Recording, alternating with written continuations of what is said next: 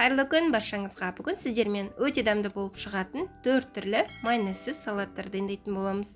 Ең бірінші дайындайтынымыз осындай қызылшадан жасалынатын салат. Ең алдымен 2 қызылшамызды пісіріп аламыз. Қабығын аршып, осылай арнайы кескішпен кесіп аламыз. Бұндай кескіш болмаса, пышақпен турасаңыздар да болады.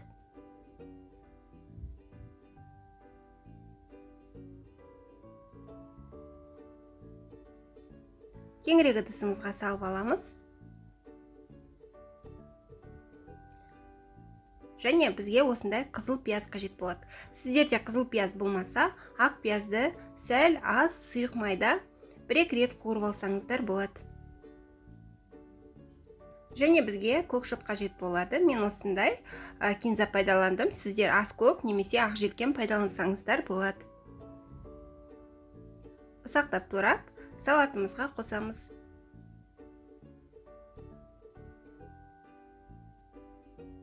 Бұдан бөлек бізге консервідегі жүгері қажет болады. Және кішкене 1-2 ас қасық сұйық май қажет болады.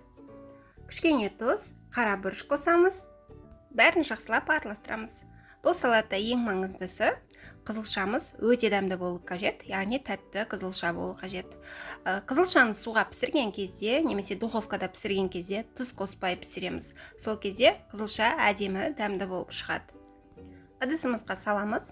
Өздеріңіздің қалауларыңызға, фантазияларыңызға қарай әдемілеп, әсемдеп қойсаңыздар болады. Салат өте дәмді, сіздерге ұнайтынына сенімдімін. Рецептерді жіберіп алмас үшін тіркеліп, қоңыраушаны басып қойыңыздар. Алда бұдан да басқа әдемі, дәмді салаттардың рецептермен бөлісетін боламын. Ендігі кезекте сәбізден өте дәмді салат дайындаймыз. Ол үшін ең алдымен үлкенірек 2 сәбізімізді аршып, жуып, осындай корей теркасынан өткізетін боламыз. Өткізіп дайындап алдық. Енді бізге бұдан басқа 1 пияз қажет болады. Пияздың ішін алып тастап, сыртын осылай ірірек қылып тураймыз. Сәбізімізге қызыл паприка қосамыз, кориандр қосамыз, және ашты қызыл бұрыш қосамыз, тұз қосамыз, және кішкене құмшекер қосамыз. Пиязымызды 5-6 ас қасық сұйық майда жақсылап араластырып, сәл ғана қуырып аламыз. Осылай ыстық күйінде маймен бірге сәбізімізге қосып, жақсылап араластырамыз. Сол кезде салатымызға майы, тұзы бәрі жақсы сіңетін болады. Және де кішкене бізге ас көк қажет болады. Ас көкті жуып, осылай ұсақтап турап қосамыз. Және де бәрін жақсылап араластырамыз. Өздеріңіздің қалауларыңызға қарай 1 ас қасық 6% сірке суын қоссаңыздар болады. Мен балалар жейтін болғандықтан сірке суын қоспадым. Өздеріңіздің қалауларыңызға қарай қияр немесе басқа көкөністер қоссаңыздар болады. Қалай дайындасаңыздар да өте дәмді болып шығатын салат дайындап көруге кеңес беремін. Өте дәмді қуырылған пунчозадан салат дайындайтын боламыз.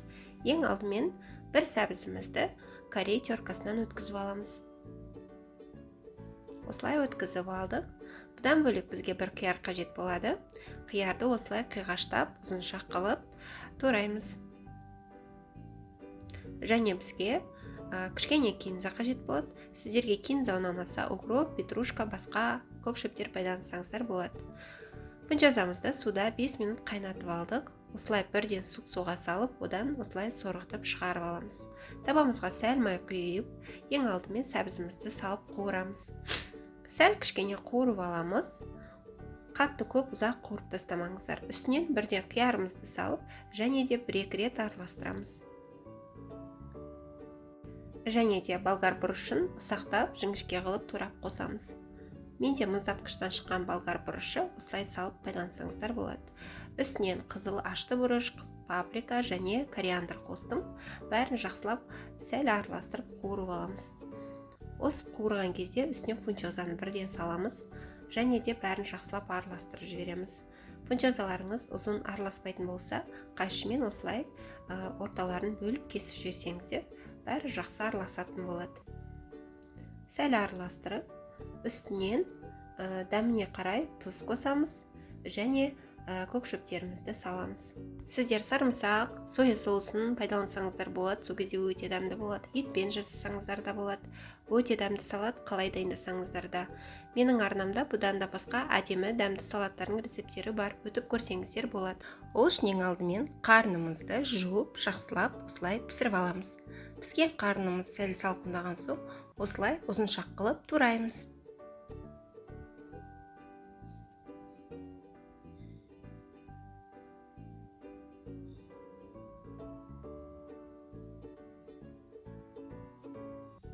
Одан бөлек бізге осындай светофор болгар бұрыштары қажет болады. Сары және қызыл, оларды да осылай ұзыншақ қылып турап дайындап аламыз.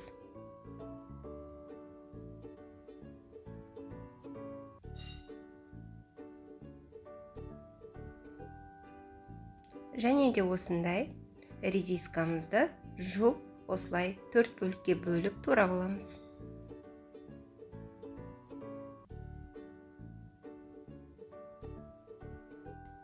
Одан бөлек бізге осындай көк шөптер қажет болады.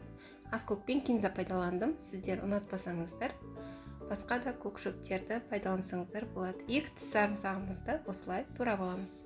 Және бізге осындай черри қызанақтары қажет болады. Ортасынан бір бөліп бәрін дайындап аламыз. Сарымсағымызға паприкамызды қосамыз және қара ұсақталған бұрыштан қосамыз. Және майымызды қыздырып, үстінен бірден құямыз. Сол кезде осылай әдемі иіс шығады. Чесногымызды сәл пісіңкіреп, әдемі болады. Бір шай қасық уксус қосып, жақсылап араластырамыз. Уксус менде рисовый, яғни күріш уксусы. Соусымызды салатымызға қосамыз. Соустың бәрін қостым мен. Және де дәмін көреміз. Тұзы аз болса, үстінен тұз қосасыздар. Мен қосқан жоқпын, себебі тұзы жеткілікті болды. Яғни қарнымды пісіргенде мен көбірек тұз қостым. Дайын болған салатымызды осындай салат жапырақтарын тарелкамызға әдемілеп салып, үстінен салдым. Сіздер өздеріңіздің фантазияларыңызға қарай әдемілеп дайындасаңыздар болады. Салат өте дәмді болып шықты, соусы да дәмі керемет. Осылай дайындап көруге кеңес беремін. Сіздер редиска ұнатпасаңыздар, орнына корей теркісінен сәбізді өткізіп пайдалансаңыздар болады. Менің арнамда бұдан да басқа әдемі дәмді салаттардың рецептері бар. Рецептерді жіберіп алмас үшін тіркеліп, қоңыраушаны басып қойыңыздар. Алда бұдан да басқа әдемі дәмді салаттардың рецептерімен бөлісетін боламын. Сау болыңыздар!